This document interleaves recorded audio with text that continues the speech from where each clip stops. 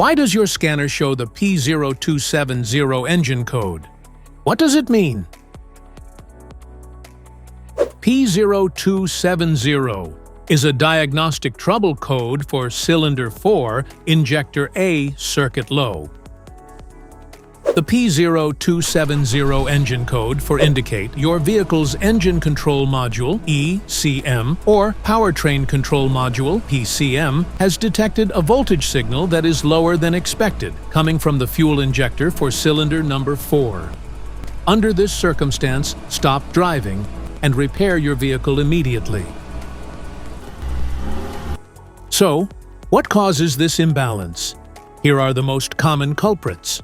This error can be caused by these possible faults in your vehicle: faulty or clogged fuel injector, damaged or corroded wiring, ECM failure, bad electrical connections, blown fuses or relays. Each DTC code corresponds to a specific issue in your vehicle.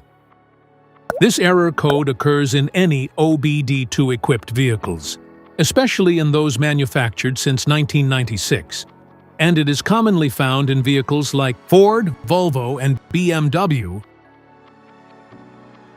If you want to fix this error code, let us know in the comments section. We will definitely make the video on your demand.